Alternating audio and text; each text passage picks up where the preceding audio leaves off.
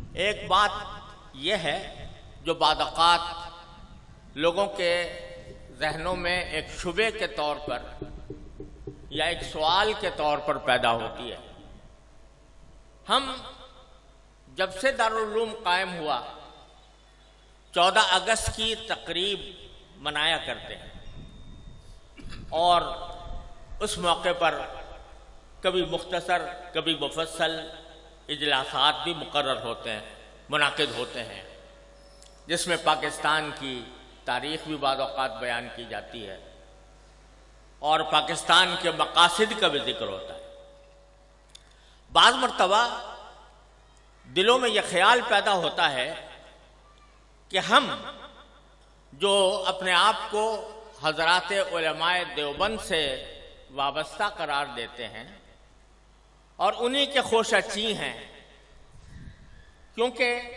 ہمیں اس بات پر مکمل اعتماد، الحمدللہ مکمل اعتماد اور یقین ہے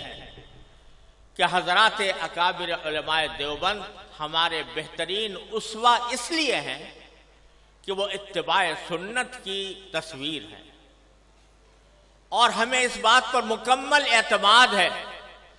کہ اہل السنت والجماعہ کا جو طریقہ ہے وہ ہمارے حضرات اکابر علماء دیوبند اس کا مظہر ہے، ما انا علیہ و اصحابی کا مظہر ہے۔ تو چونکہ حضرات علماء دیوبند اور ان کی اتباع میں ہم بحیثیت خدام جامعہ دارالعلوم کوئی دن نہیں منایا کرتے، کوئی کسی کی برسی نہیں منایا کرتے، کسی کی پیدائش کا دن نہیں منایا کرتے،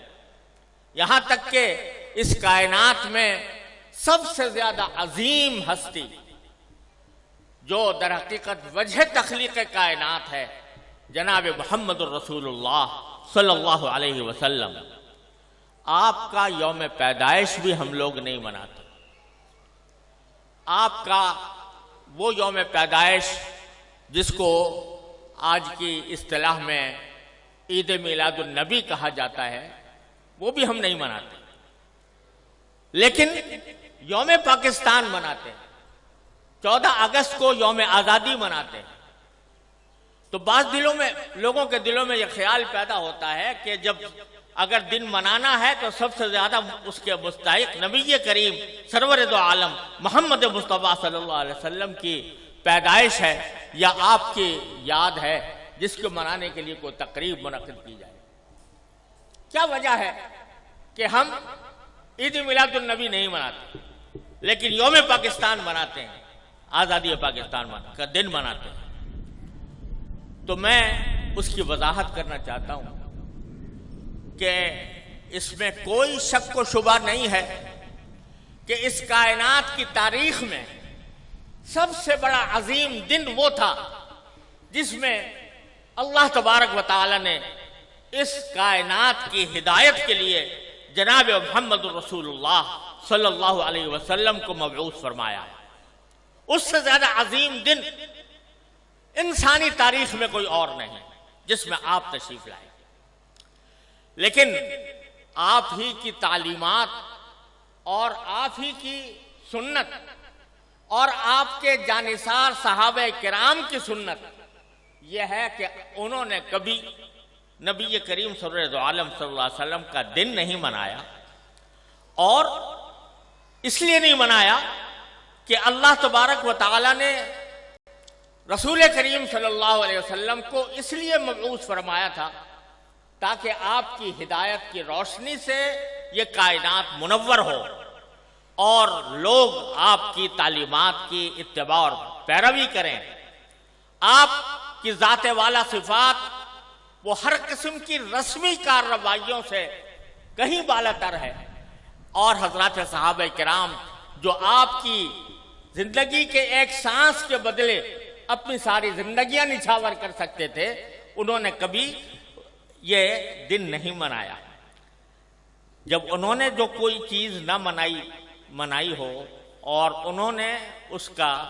سے اعتراض کیا ہو اور اس کے بجائے ساری زندگی اتباع سنت کی کوشش کی ہو، اس کو اگر ہم منانا شروع کریں تو دین کے اندر ایک اضافہ ہوگا، دین کے احکام میں ایک اضافہ ہوگا، اور دین کے کام میں کوئی اضافہ وہ بدعت کہلاتا ہے۔ من احدث فی امرنا ھذا فہو رد،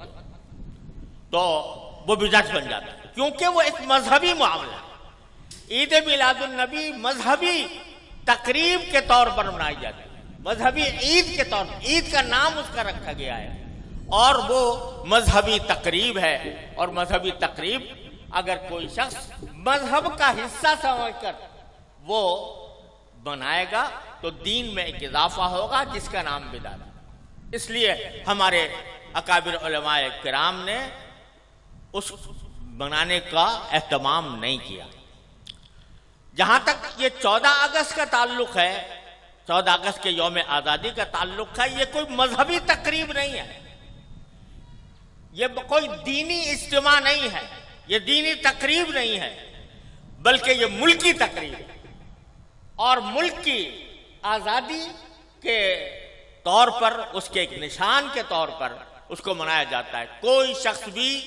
جو اس کو منانے والا ہے وہ اس کو دین کا حصہ سمجھ کر نہیں مناتا،